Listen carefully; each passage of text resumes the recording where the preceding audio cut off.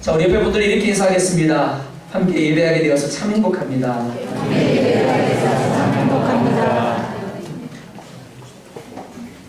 네, 여전히 쑥스러우신 것 같습니다. 고백하시는 모습들이. 자, 오늘 제목을 한번 읽어볼까요? 시작.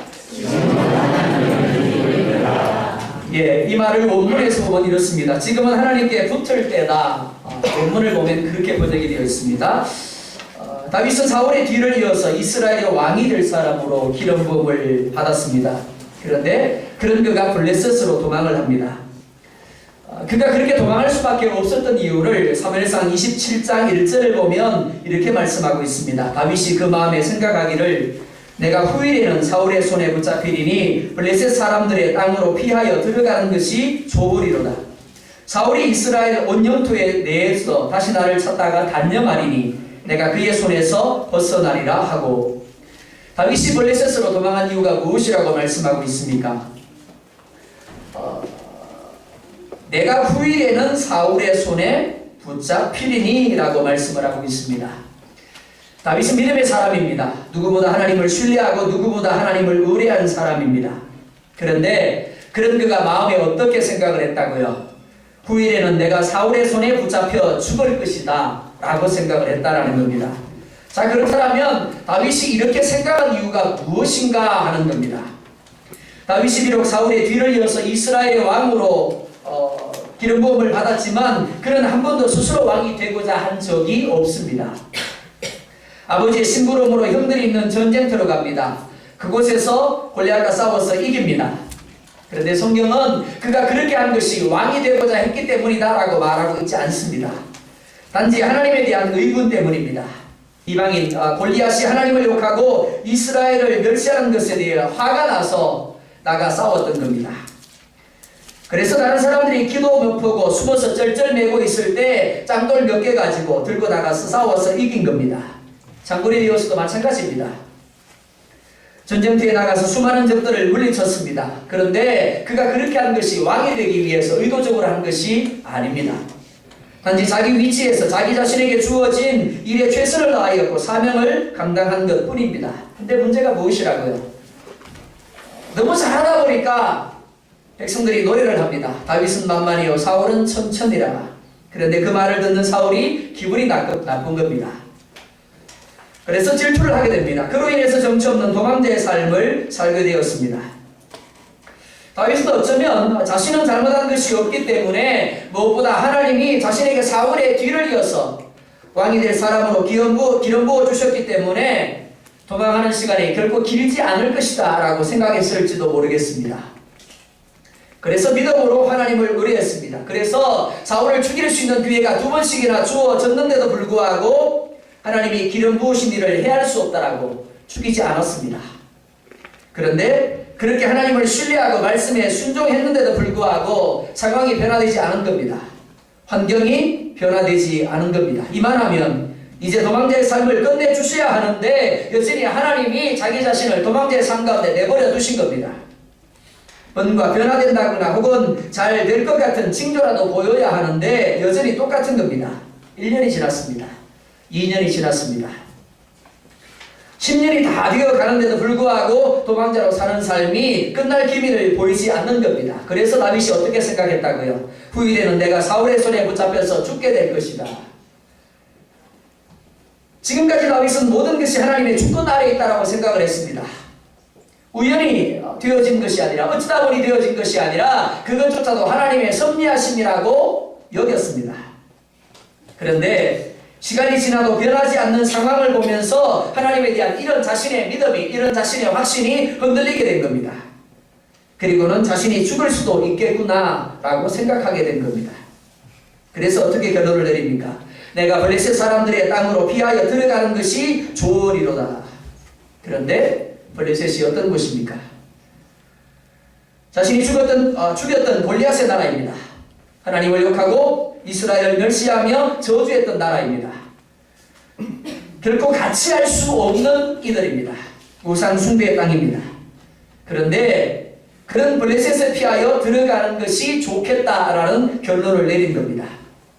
한때 누구보다 하나님을 신뢰했고 누구보다 하나님을 위해서는 무엇이든 할 수 있었던 다윗입니다. 골리앗을 제압했던 정복자입니다. 그런데 원수 앞에서 자신을 종으로 낮추면서 블레셋의 한 지방에 살게 해달라고 제안을 하는 자리에 이른 것입니다. 다윗만 그럴까요? 아닙니다. 저와 여러분들 역시 그렇게 될 수 있습니다. 믿음으로 하나님을 제대로 믿어보겠다고 결심을 했습니다. 그런데 오히려 살려기는커녕 안 좋은 일이 생깁니다. 그럴 때 생각할 수 있는 것이 바로 오늘 다윗의 생각입니다. 하나님의 존재를 인정하며 믿음으로 인내하고 기다렸는데도 불구하고 오랜 기간 상황이 변화되지 않습니다. 나아지지 않습니다. 그럴 때 우리 가운데 나타나는 것이 무엇이라고요? 믿음의 회의가 오는 겁니다. 인간적으로 생각하게 되고 세상적인 방법을 추구하게 되는 겁니다. 그러나 그럴지라도 하나님은 여전히 우리를 향한 계획을 성취하고 계십니다. 여전히 약속을 이루시기 위하여 일하시고 계심을 믿을 수 있기를 원합니다. 다윗이 그리고 저와 여러분들이 힘들어하고 지치는 것, 하나님의 때와 우리의 때가 다르고 하나님의 방법과 우리의 방법이 다르다라는 것을 인정하지 못하기 때문입니다. 그렇기 때문에 하나님은 다시금 우리로 하여금 하나님만을 바라보고 하나님만을 의뢰하도록 우리 가운데 찾아오십니다. 오늘 본문 1절과 2절을 보면 이렇게 말씀을 하고 있습니다. 1절과 2절 말씀 다시 한 번 더 보도록 하겠습니다. 시작. 하나님과 내 사람들이 사람만의 신뢰가 되겠는데 하나님의 사람들이 이미 우리가 신뢰를 증거하였는데 그들의 신뢰가 있어서 불사하고 거기에 있는 정보라는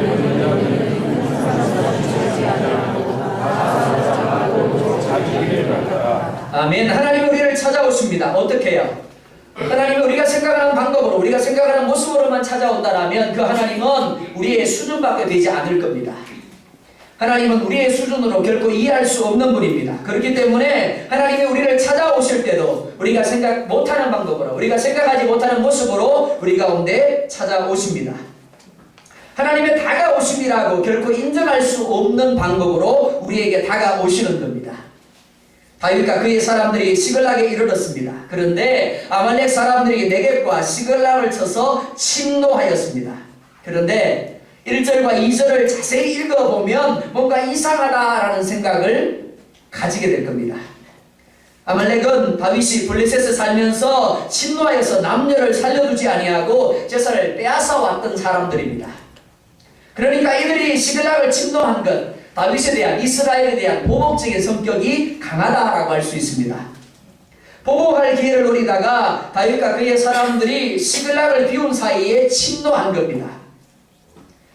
그들이 어떻게 했다라고 말씀하고 있습니까? 첫 번째, 불살랐다라고 말씀을 합니다. 그리고 또 어떻게 했습니까? 2절을 보면 이렇게 말합니다. 거기에 있는 젊거나 늙은 여인들은 어떻게 해요? 죽이지 않았대요. 그냥 여러분들이 죽이지 않았다라고 대답하시면 성경을 제대로 못 보시는 겁니다. 중요한 것은 무엇인가 하면 한 사람도 죽이지 아니했다라는 겁니다. 그리고는 어떻게 했다고요? 다 사로잡아 끌고 자기 길을 갔더라라고 말합니다. 당연히 아말렉의 입장에서 본다라면 다윗이 아말렉 사람들에게 한 것처럼 아이들과 여인들을 모두 죽여야 맞습니다. 그리고 단지 소유물만 약탈해 가는 것이 상식입니다.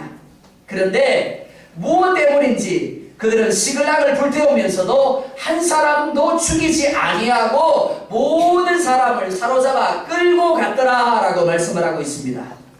이들의 행동 결코 상식적이지 않습니다. 왜냐하면 자신들이 끌고 간 아이들이나 늙은 여인들로 인해서 그들의 도망가는 길이 더뎌질 수 있기 때문에 그렇습니다. 뿐만 아니라 추격하는 이들에게 꼬리를 밟힐 수도 있는 겁니다. 그런데 그들은 마치 처음 약탈을 하는 것처럼 상식 밖의 행동을 하고 있는 겁니다. 왜 그랬을까요? 고린도전서 10장 13절을 보면 이렇게 말합니다. 사람이 감당할 시험 밖에는 너희가 당한 것이 없나니 오직 하나님은 믿고사 너희가 감당하지 못할 시험 당함을 허락하지 아니하시고 시험 당할 즈음에 또한 피할 길을 내사 너희로 능히 감당하게 하시느니라. 다윗에게 주어진 작금의 상황 결코 감당 못할 시험이 아닙니다. 한번 생각해 보시겠습니까? 만약에 다윗과 그의 사람들의 어린아이들 그리고 여인들이 아말렉에 의해서 죽었습니다. 그렇다면 어떨까요? 다윗에게도 그리고 다윗과 함께한 사람들에게도 감당 못할 시험이 될 수도 있는 거예요. 하지만 이 시험은 단지 하나님을 신뢰하지 못하고 인간적인 선택과 결정을 한 결과가 어떠함을 깨닫기 하기 위한 것입니다. 뿐만이 아니라 그로 하여금 돌이키게 하기 위한 목적의 시험입니다. 그러니까 죽어서 된다고요, 안 된다고요? 안 되는 겁니다. 그래서 아말렉 족속이 시글락을 불태우고 약탈하는 중에서 어린아이와 여자들 중에서 한 사람도 죽이지 아니하고 사로잡아서 그들이 머무는 자리로 옮겨만 가게 하신 겁니다. 특별히 1절을 보면 다윗과 그의 사람들이 사흘 만에 시글락에 이르렀다라고 말씀합니다. 이 사울은 뒷부분을 통해서 알 수 있는 것처럼 다윗과 그의 무리들이 아말렉을 뒤쫓아갈 수 있는 날수입니다. 더 늦게 도착했다라면 추격이 불가능해졌을 겁니다. 그로 인해서 다윗과 그의 무리들은 사랑하는 가족들과 영영 이별할 수밖에 없었을 겁니다. 자, 그렇다면 그들이 사흘 만에 돌아오게 된 이유가 무엇입니까? 그들은 이스라엘과 전쟁하기 위해서 아기스 왕과 함께 전쟁터로 나아갔습니다. 그러니까 그 전쟁은 결코 하루 이틀 만에 끝날 수 없는 거예요. 사흘 만에 결코 돌아올 수 없는 전쟁이었습니다. 그런데 하나님께서 블레셋 방백들의 마음을 주장하십니다. 다윗과 그의 사람들과 함께 싸울 수 없다라는 겁니다. 그러니까 돌려보내라는 겁니다. 무엇보다 아기스 왕이 전쟁터에서 기다리라거나 하지 아니하고 시글락으로 돌아가라고 합니다. 그러니까 돌아오고 싶어서 돌아온 것이 아니라 왕이 가라 그러니까 어쩔 수 없이 돌아왔어요. 그게 뭐라고요? 사흘째였어요.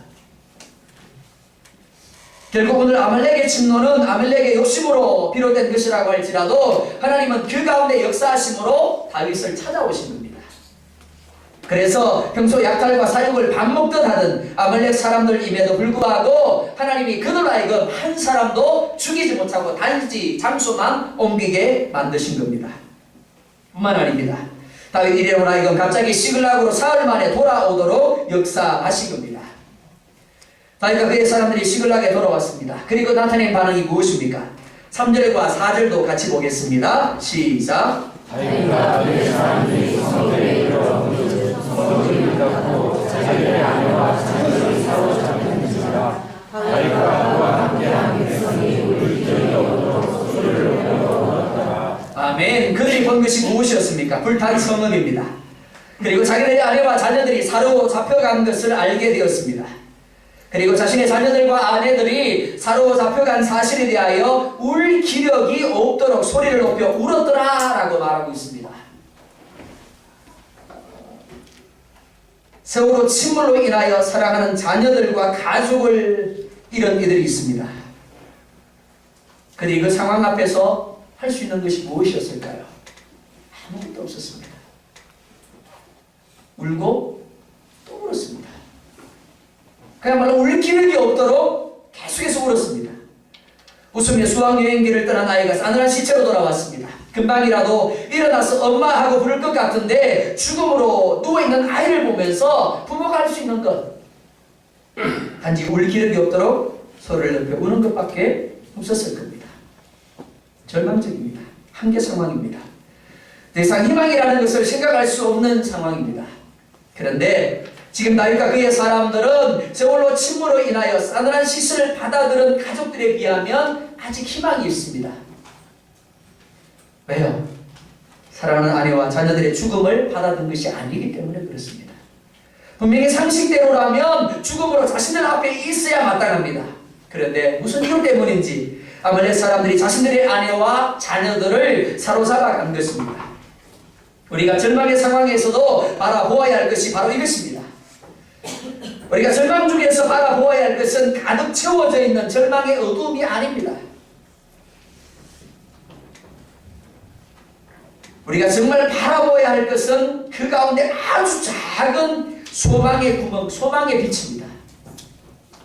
자세히 보지 아니하면, 집중해서 보지 아니하면 발견되지 않을 정도로 아주 작은 소망의 구멍일 수 있습니다. 아주 희미하게 스며드는 빛일 수 있습니다. 그런데 하나님은 우리가 바로 그 빛을, 그 구멍을 바라보라고 말씀을 합니다. 망하는 사람들의 대부분은 절망적인 상황 때문에 결코 망하는 게 아닙니다. 그들이 그들에게 주어진 작은 소망의 빛을 발견하지 못하기 때문에 망하는 겁니다. 그래서 쉽게 결론을 내립니다. 그래서 포기해버립니다. 하나님은 우리에게 불탄 시글락을 보라고 말씀하고 있지 않습니다. 우리가 보아야 할 것은 아직 죽지 아니하고 사로잡혀간 아내와 자녀들이라고 말씀을 합니다. 아직 희망이 있다라는 겁니다. 아직 끝난 게 아니라는 겁니다. 하지만 6절 상반절을 보면 이렇게 말씀을 합니다. 백성들이 자녀들 때문에 마음이 슬퍼서 다윗을 돌로 치자니. 가장 무서운 사람이 어떤 사람일까요? 가장 무서운 사람은 절망 중에 더 이상 희망이 없다라고 포기한 사람입니다. 그런 사람들은 물불거리지 않습니다. 그런 사람들은 더 이상 보이는 것이 없습니다. 그러니까 가장 무서운 거예요. 그런데 다윗과 함께한 사람들이 그러하였습니다. 그들은 가족을 잃은 슬픔으로 절망하고 있습니다. 이들은 사울이 싫어서 다윗에게로 나왔습니다. 그리고 다윗과 함께 온갖 고생을 다 겪은 사람들입니다. 그러면서도 한마디 불평하지 아니하고 한결같이 다윗과 함께 했습니다. 그리고 다윗이 블레셋으로 내려가자고 할 때도 선뜻 내키지 않았지만 기꺼이 따라서 내려왔습니다. 그런데 세상적 소망이 없는 그들에게 유일한 소망이라고 할 수 있는 가족들이 납치되어 간 겁니다. 그러니까 더 이상 그들에게 희망이나 소망이 남아있을 리 없는 겁니다. 아무것도 보이지 않는 겁니다. 그래서 그들은 다윗을 향하여 돌을 들어치려 합니다. 이전에 그들이었다라고 한다면 결코 할 수 없는 행동입니다. 할 수 없는 생각입니다. 근데 지금 소망을 잃어버린 그들이기에 아무런 생각도 없이 돌을 들어서 다윗을 치려 하고 있는 겁니다. 이스라엘 땅에 머물러야 하는데 조금 편하자고 오지 말아야 할 땅에 와서 결국 이렇게 되지 않았느냐는 겁니다. 아무리 미워도 동족인데 이스라엘을 치는데 가족들을 보호할 병력도 남겨두지 아니하고 싸그리 갔다가 이렇게 봉변을 당하게 되지 않았느냐는 겁니다. 그런데 이어지는 말씀을 보면 이렇게 말합니다. 다윗이 크게 다급하였으나 그의 하나님 여호와를 힘입고 용기를 얻었더라. 다급하다라는 말을 원문에서 보면 위험한 지경에 처하다, 포위되다라는 의미입니다. 그런데 이것이 끝이 아닙니다. 누구나 사면 초과의 상황으로 인하여 순간적으로 즉시 마음이 답답할 수 있습니다. 믿음의 해이가 올 수 있습니다. 절망할 수 있다는 겁니다. 하지만 그리스도인된 저와 여러분들은 계속해서 그 자리에 머물러 있으면 안 되는 겁니다. 일어서야 합니다. 어떻게 해요? 이렇게 말씀을 합니다. 그의 하나님 여호와를 힘입고 용기를 얻었더라. 그의 하나님 여호와를 힘입었다라는 것은 하나님께 붙었다라는 의미입니다.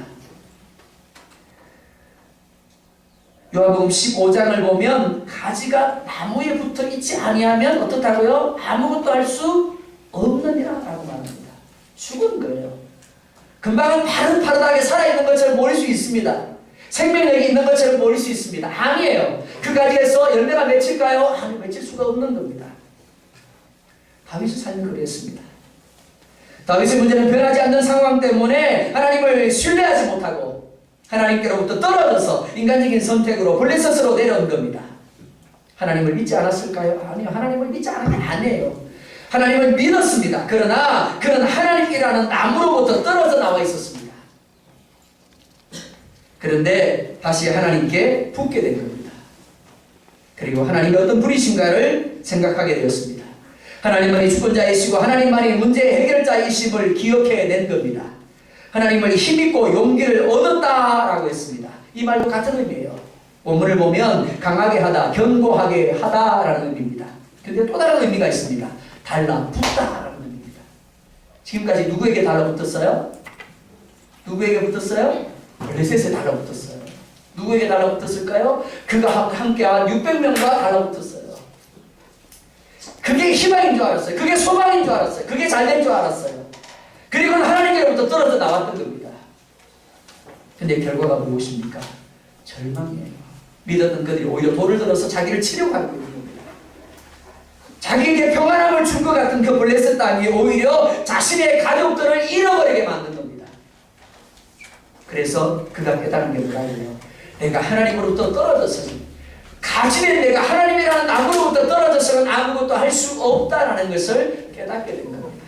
그래서 어떻게 했다고요? 하나님을 힘입고 용기를 얻었더라. 하나님께 찰싹 달라붙었더라 라고 말씀하고 있는 겁니다. 지금까지 다윗이 바라본 것은 상황이었습니다. 사람들이었습니다. 하지만 지금 다윗은 오직 하나님만을 바라보고 있습니다.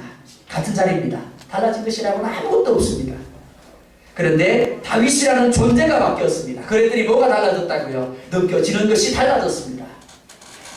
조금 전까지만 해도 절망할 수밖에 없었습니다. 탄식할 수밖에 없었습니다.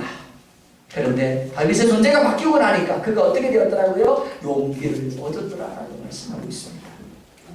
그래서 보통의 사람들 같으면 절망하고 좌절하며 신세의 한탄을 늘어놓아야 마땅한데 다윗은 그렇게 하지 않았더라라고 말씀을 하고 있습니다. 사랑하는 성도 여러분, 문제가 주어졌을 때, 다급한 상황 가운데 머무르게 되었을 때 여러분이 하나님을 떠올릴 수만 있다라면, 상황이나 사람이 아니라 하나님께 달라붙을 수만 있다라면 아직 상황이 끝난 것이 아닌 걸 믿을 수 있겠군 합니다.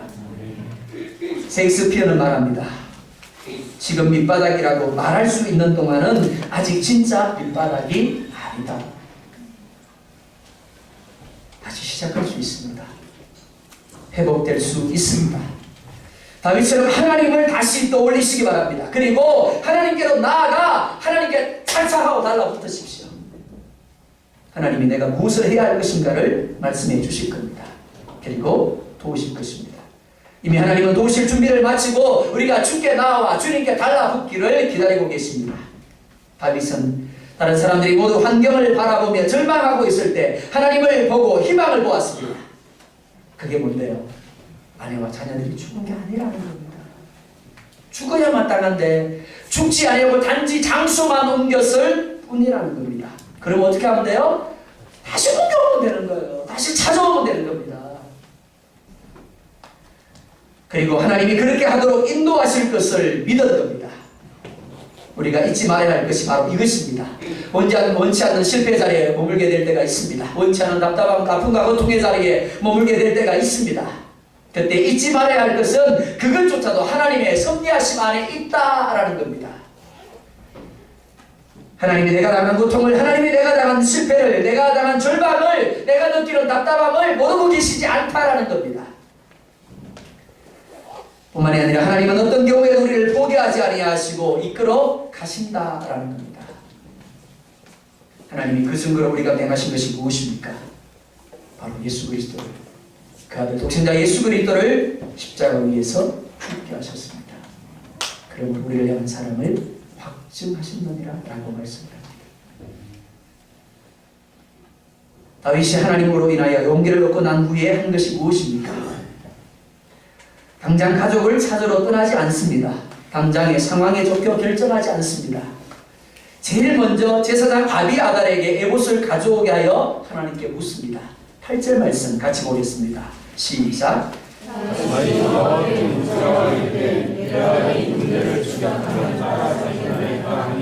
여호와께서 내게 대답하시되 그를 쫓아가라 내가 반드시 찾아서 도와주고 있으리라. 아멘. 아멘. 다윗은 원래 기도의 사람입니다. 무엇을 하든지 하나님께 물었습니다. 그리고 하나님의 응답, 하나님의 말씀을 듣고 움직였습니다. 그런데 도망자라는 환경이 그로 하여금 기도의 줄을 놓게 만들었습니다. 자기 소견에 옳은 대로 행하게 하였습니다. 그 결과 블레셋에서 겪지 않아도 될 일을 겪게 된 겁니다. 그런데 그런 그가 다시금 하나님으로 인하여 용기를 얻었습니다. 하나님께 달라붙었습니다. 그리고 나타난 게 뭐라고요? 기도입니다. 우리가 정말 하나님께 붙어있다라면, 우리가 하나님으로 인하여 용기를 가지고 있다라면 우리의 삶 가운데 나타나야 될 모습이 뭐라고요? 바로 기도의 모습입니다. 가족이 잡혀 끌려갔습니다. 그렇다고 한다면 이것저것 가릴 것 없이 포로된 가족들을 구출하기 위해서 쫓아가야 맞습니다. 그런데 다윗은 그렇게 하지 않았다라는 겁니다. 자, 단적인 예를 이렇게 들겠습니다. 여러분의 사랑하는 아내가 물에 빠졌습니다. 어떻게 하시겠습니까? 우리 미연 자매가 예를 들어서 물에 빠졌습니다. 우리 종찬 형제가 어떻게 할까요? 이렇게 묻습니다. 하나님, 건질까요? 말까요? 하나님이 도와주실까요? 안 도와주실까요? 그렇게 하는 게 맞는가요? 아니면 바로 물에 뛰어드는 게 맞는가요? 예, 바로 뛰어들어야 맞는 겁니다. 만약에 우리 청소년들이 하나님 앞에 기도하고 있다고 한다면 우리 김경은 집사님이 머리를 때릴 겁니다. 예, 그게 우리의 상식입니다. 마찬가지입니다. 다윗 역시 자신의 가족들을 구출하기 위해서 당장이라도 뛰어가야 맞는 겁니다. 쫓아가야 맞는 겁니다. 그런데 다윗은 그렇게 하지 않았다라는 겁니다. 먼저 하나님께 묻습니다. 추격하면 따라잡을 수 있겠느냐라는 겁니다. 그리고 되찾아올 수 있겠느냐라는 겁니다. 사도행전에 보면 하나님이 이런 다윗을 향해 이렇게 말합니다. 다윗은 내 마음에 합한 사람이다. 다윗은 하나님이 유일하게 내 마음에 합한 자라고 인정한 사람입니다. 그렇다라고 우리가 오해하지 말아야 할 것이 무엇이가 하면 다윗은 결코 특별한 사람이 아닙니다. 다윗은 무척이나 기복이 심한 사람입니다. 어느 순간 철저하게 하나님의 뜻을 묻고 순종하는가 싶으면 어느 순간 철저하게 인간적이 되어버리는 사람, 그가 다윗이에요. 그런데 그런 다윗을 하나님이 훈련하시고 따듬으셔서 전무후무한 축복의 사람이 되게 하셨고 하나님의 마음에 합한 자가 되게 하신 겁니다. 그러니까 얼마든지 나도 그런 사람이 될 수 있습니다. 아멘. 네. 우리도 얼마든지 하나님께 인정받는 사람이 될 수 있고 우리도 얼마든지 하나님 마음에 합한 사람이 될 수 있고 우리도 얼마든지 전무후무한 축복의 사람이 될 수 있는 줄 믿습니다. 다윗은 하나님께 묻습니다. 그리고 하나님의 말씀을 듣고 움직입니다. 하나님이 우리에게 원하시는 모습이 이것입니다. 믿음의 사람은 자신의 생각이나 자신의 감정 그리고 상황에 따라 움직이는 사람이 아닙니다. 하나님 믿습니다 라고 말하는 의미가 뭐라 그랬습니까? 세 가지라 그랬죠? 첫 번째, 하나님을 신뢰합니다. 두 번째, 하나님을 의지합니다. 세 번째, 하나님께 맡깁니다. 이게 믿습니다라는 의미라 그랬어요. 근데 문제가 뭐라고요? 예, 하나님 믿습니다. 근데 내가 다 알아서 할게요. 그럼 믿는 게 아니에요. 하나님을 믿는다고 하면서 자신의 생각, 자신의 감정, 자신의 상황에 따라 움직인다고 한다면 그건 하나님을 믿는 게 아니라 하나님을 업신여기고 하나님을 무시하는 사람에 불과한 거예요. 하나님과의 관계를 통해서 매 순간 하나님을 의식하고 하나님께 물어야 합니다. 그리고 답을 듣고 움직여야 합니다. 그게 믿음입니다. 그래서 범사에 하나님을 의뢰하라고 그래야 하면 그가 너희를 지도하시리라 라고 말씀을 합니다. 우리 하나님은 신실하십니다. 우리 하나님은 선하신 분이십니다. 우리 하나님은 우리에게 주신 약속을 1.1획도 어김없이 이루시는 분이십니다. 그런데 그럴지라도 우리가 단지 그 하나님을 생각만 하고 그분을 의뢰하지 아니하면 그분의 뜻을 묻지 않는다라면 그분은 우리에게 아무것도 하실 수 없는 겁니다. 기도가 무엇일까요? 기도는 하나님께 맡기는 것이 기도입니다. 그런데 세계 수많은 교회들, 수많은 크리스찬들 중에서 참 기도를 열심히 하는 사람들이 바로 우리 한국 사람들입니다. 그런데 정말 올바른 기도를 하고 있을까요?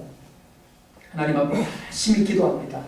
하나님, 내 삶에 이런 문제가 있고 이런 염려가 있고 이런 걱정이 있습니다. 그리고 예수님의 이름으로 기도합니다. 그래요.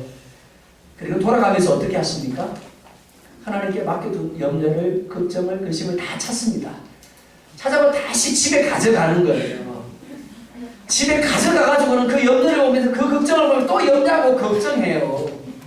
그리고 그 다음날 와서 또 똑같이 하나님 앞에 또 맡겨요. 하나님, 내 걱정이요, 내 염려요, 내 근심이요, 내 문제요. 그리고 예수님의 이름으로 기도합니다. 아멘 하고 또 어떻게 하고요? 또 하나님의 손에서 또 빼앗아가요. 그게 믿음이 아님을 기억했으면 좋겠습니다. 정말 우리가 하나님의 역사를 누리기를 원한다면 예, 하나님 이런 분입니다. 생각만 하시면 안 돼요. 말로만 하시면 안 됩니다. 정말 그분을 신뢰하고 그분을 의뢰하고 그분에게 어떻게 하라고요? 맡겨버리세요. 던져버리세요. 힘들고 고통스러운 다급한 상황에서, 절망의 상황에서 하나님을 떠올리시기 바랍니다. 그리고 힘을 얻으시기 바랍니다. 용기를 얻으시기 바랍니다. 그리고 그 하나님께 나아가 하나님이 말씀하시는 대로만 하겠다라고 고백하시기 바랍니다.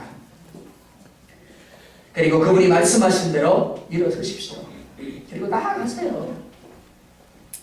그리고 멈춰서기도 하십시오. 그때 주님이 비로소 말씀하시기 시작하십니다. 그때 주님이 여러분이 나아갈 바를 일깨워 주실 겁니다.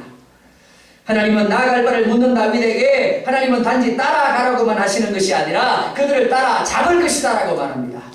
그리고 가족들도 도로 찾으리라고 말씀해 주십니다. 뿐만 아니죠. 11절 보면 이렇게 말씀을 합니다. 11절 우리 같이 보겠습니다. 시작. 우리가 그래서 옛 사람 하나를 만나 그를 다윗에게 데려다가 떠들어서 하며 그를 다시하고. 아멘. 따라잡을 것이다. 그리고 가족들도 도로 찾으리라 라고 말씀하신 하나님입니다. 근데 어떻게 해요? 그 넓은 광야에서 어떻게 아말렉 족속을 찾는데요? 그리고 어떻게 그들을 쳐서 이겨서 가족들을 다시금 되찾아올 수 있습니까? 막막합니다. 그들의 행방을 전혀 모르는 상황이기 때문에 어디서부터 어떻게 찾아가야 할지 난감하기만 한 상황입니다. 그런데 그런 다윗에게 하나님은 아말렉 무리 가운데서 도망 나온 애굽 소년을 붙여주십니다. 그래서 다윗의 무리들이 가야 할 방향을 제시해 줌을 볼 수가 있습니다. 그리고 16절 보면 이렇게 말씀을 합니다. 우리 16절 같이 보겠습니다. 시작.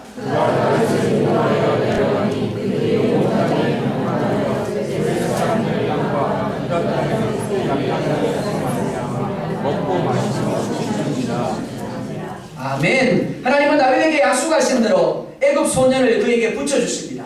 그리고 아말렉 사람을 따라 붙게 하십니다. 뿐만이 아니죠. 17절도 같이 보겠습니다. 17절 시작.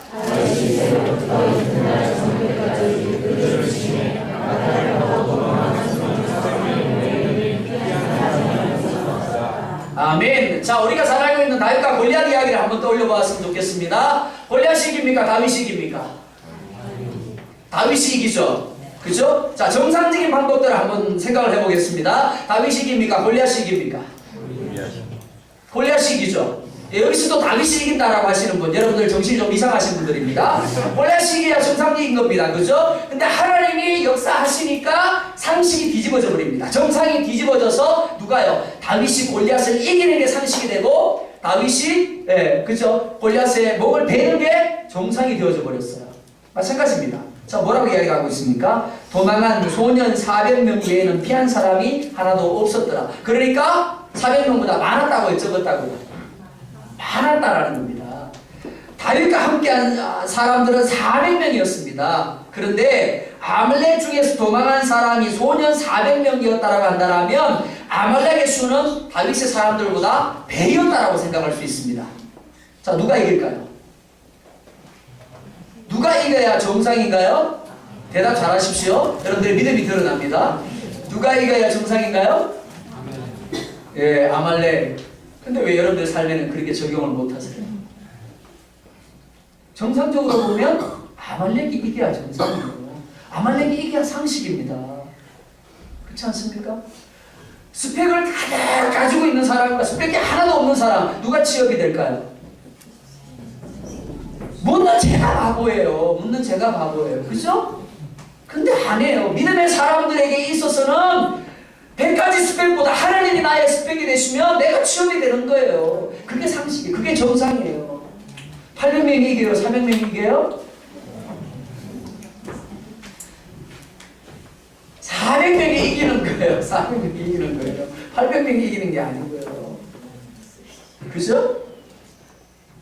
분명히 800명이 이겨야 맞습니다. 그런데 다윗이 어떻게 했다고요? 새벽부터 이튿날 저물 때까지 치고 또 쳤대요. 말도 안 되는 소리야. 제가 믿음이 없는 사람이라면, 목사가 아니라면요, 이거 읽으면서 참 이소무화보다 더 심하네, 그렇게 이야기를 했을 겁니다. 뭐라고요? 다윗의 승리? 아닙니다. 하나님의 승리예요. 다윗이 하나님을 의뢰한 결과이고 다윗이 하나님 앞에 찰싹 달라붙은 결과인 겁니다. 가지가 열매 맺나요? 맞습니다. 그런데 가지는 열매 맺기 위해서 아무것도 안 해요. 단지 나무에 붙어 있기만 하면 그 나무가 가지에게 열매를 맺게 하는 겁니다. 마찬가지예요. 우리가 가지고 있는 것이 아무것도 없다고 할지라도, 우리의 상황과 환경이 절망적이고 탄식할 수밖에 없는 상황이라고 할지라도, 누구에게 붙어 있으면, 하나님께만 찰싹 달라붙어 있으면 하나님이요, 상식을 뒤집어 버려요. 하나님이 정상을 뒤집어서 정상이 아닌 것을 정상이 되게 하신다라는 겁니다. 23절 보면 다윗이 이렇게 고백을 합니다. 23절 같이 보겠습니다. 시작.